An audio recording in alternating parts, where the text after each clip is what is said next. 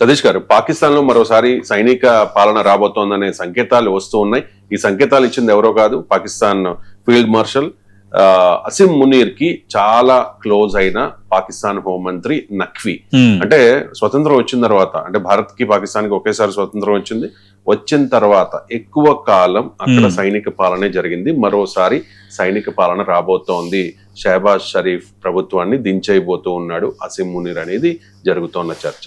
ఎందుకంటే ట్రంప్ కూడా ఎక్కువ ప్రయారిటీ షహబాజ్ షరీఫ్ కంటే అసిం మునీర్కే ఇస్తున్న పరిస్థితి. ఏమంటారు? ఇది చాలా ఇంట్రెస్టింగ్ డెవలప్మెంటే. ఎందుకంటే పాకిస్తాన్ అనేది సైనిక పాలనను చూసిన దేశం. ఇంకా మనం హిస్టరీలోకి వెళ్ళాకంటే లేటెస్ట్ గా మన తరాలకి, కొంచెం ఆ తర్వాత వచ్చిన తరాలకి పర్వేజ్ ముషరఫ్ పాలన మనం చూసాం. ఆయన సైనిక ఆర్మీ చీఫ్, సైనిక జనరల్లో ఆయన పర్వేజ్ ముషరఫ్ లీడ్ చేసిన వాతావరణం మనకు కనిపించింది. ఇప్పుడు కూడా పాకిస్తాన్ ప్రభుత్వం ఉన్నా, అక్కడ షహబాజ్ షరీఫ్ ప్రభుత్వం ఉన్నా, ఎక్కువగా ఎవరి పేరు వినిపిస్తుంది మనకి? ఆసిఫ్ మునీర్ పేరు వినిపిస్తుంది. Asif Munir Pak army chief. But Asif మునీర్కి ఒక అధ్యక్షుడికి లేదంటే ఒక ప్రధానికి దక్కే గౌరవం దక్కుతుంది అక్కడ. ఆయన అప్పుడు ఆపరేషన్ సింధూర్లో కానీ ప్రతి విషయంలో కానీ ఆయనదే ఇనిషియేటివ్. చివరికి అమెరికా లాంటి దేశాలు కూడా ఆసిఫ్ మునీర్ని పిలిచి, ఎక్కడైనా మన భారత ఆర్మీ చీఫ్ని ఎప్పుడైనా పిలిచండి ఏ దేశమైనా, ఆసిఫ్ మునీర్ని పిలిచి లంచ్ మీటింగ్లు కూర్చోబెట్టి మాట్లాడేంత పరిస్థితి. అంటే అక్కడ ఆర్మీ డామినేషను, అలాగే ప్రజాస్వామ్యత ప్రభుత్వం ఎంత వీక్ గా ఉంటుందో, ప్రజాస్వామ్యం ఎంత వీక్ గా ఉంటుంది అనేది ఇంకా ప్రత్యేకంగా చెప్పక్కర్లేదు. ఎప్పటి నుంచి ఆ పరిస్థితి అలాగే ఉంది.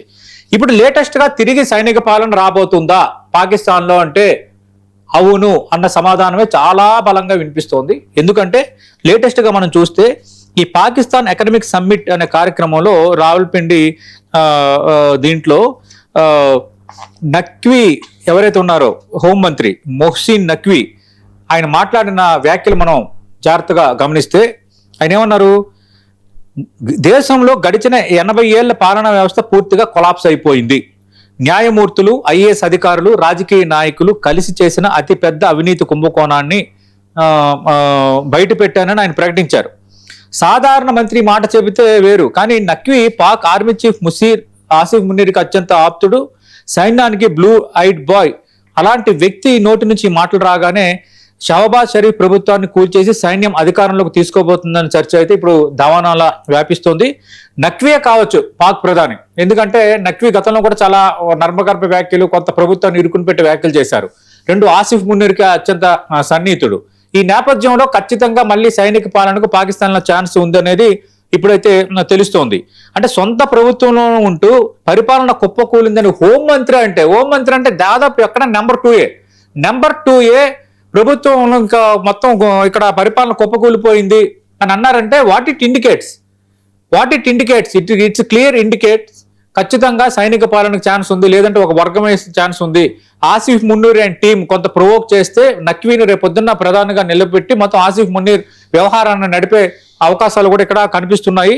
ముందు నీ శాఖలో ఉన్న లోపాలు వెంటనే చూడండి, అక్కడ ఇష్యూ పెద్దదైపోయింది. హోంమంత్రి వ్యాఖ్యలకి రక్షణ మంత్రి మీడియా ముందుకు వచ్చారు. హోమ్ డిఫెన్స్ ఎంత కీలకమైన ఒక దేశానికి సంబంధించి హోంమంత్రి అట్లా మాట్లాడితే రక్షణ మంత్రి ఖవాజా ఆసిఫ్ మీడియా ముందుకు వచ్చి ఆయన ఏం కామెంట్ చేశారు తెలుసా? ముందు నీ శాఖలో ఉన్న లోపాలు సరి చేసుకో, తర్వాత వ్యవస్థ గురించి మాట్లాడన్నారు. అంటే చూడండి, అంటే డిఫరెన్సెస్, ఇష్యూస్ ఎంత బలంగా ఉన్నాయో. అంటే ప్రభుత్వంలో కీలక భాగస్వామిగా ఉన్న బిల్వాల్ భుట్టో పార్టీ పీపీపీ అయితే నఖ్వీ తక్షణమే రాజీనామా చేయాలని అల్టిమేటం జారీ చేసింది. దీంతో ఇప్పుడు ఇస్లామాబాద్ రాజకీయం పూర్తి స్థాయిలో వేడికిపోయింది. ఒక రకంగా కూటమిలోని మంత్రులు తిరుగుబాటుతోనే షహబాజ్ షరీఫ్ ప్రభుత్వం ఇప్పుడు ఇబ్బందుల్లో పడింది. పరిస్థితి చేయి దాటిపోతోంది. దేశంలో సైనిక తిరుగుబాటు ప్రచారం ఇప్పుడు అంతర్జాతీయ స్థాయిలో మారిమోగిపోతుందని హోంమంత్రి నఖ్వీ వెంటనే ఇది గ్రహించే రంగంలో దిగారనేది విశ్లేషకులు చెబుతున్న మాట. ఏదేమైనా తమ మాటలను తప్పుగా అర్థం చేసుకున్నారని ఆయన చెబుతున్నా, తాను అన్నది గడిచిన 80 ఏళ్ల పాత పరిపాలన నమూనా గురించే కానీ ప్రస్తుత ప్రభుత్వం గురించి కాదని ఆయన చెబుతున్నారు. రోజుకి 14 నుంచి 16 గంటలు కష్టపడే ప్రధాని షహబాజ్కు మంచి వ్యవస్థ దొరికితే దేశాన్ని 100 రెట్లు ముందుకు తీసుకెళ్తారని కూడా కొనియాడారు.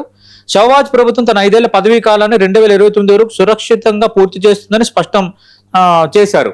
ఏదేమైనా ఇది డ్రామా ఇప్పటికైతే కొంత ఆగినట్టుగా కనిపిస్తున్నా, ఖచ్చితంగా నఖ్వీ చేసిన వ్యాఖ్యలు, నఖ్వీ ఏమీ మధ్యస్థింపు లేని వ్యక్తి కాదు కదా, is a home minister, good conscience ఉంది. దాంతో ఆయన మాట్లాడిన మాటలే, ఆ మాటల్లో తప్పు లేకపోతే రక్షణ మంత్రి ఎందుకు ఆ విధంగా రెస్పాండ్ అవుతారు? అందులోనూ ఆసిఫ్ మున్నీర్కి అత్యంత ఆప్తులైన వ్యక్తి ఈ విధంగా కామెంట్ చేయడం అనేది it's a clear cut indication. మీరు చూడండి, పాకిస్తాన్ లో ఇప్పటికే పరిస్థితులు చేదాటుతున్నాయి. మనం చూసాం, బెల్చిస్తాన్ వాళ్ళు స్వాతంత్రం ప్రకటించుకున్న పరిస్థితి మనకు కనిపిస్తోంది.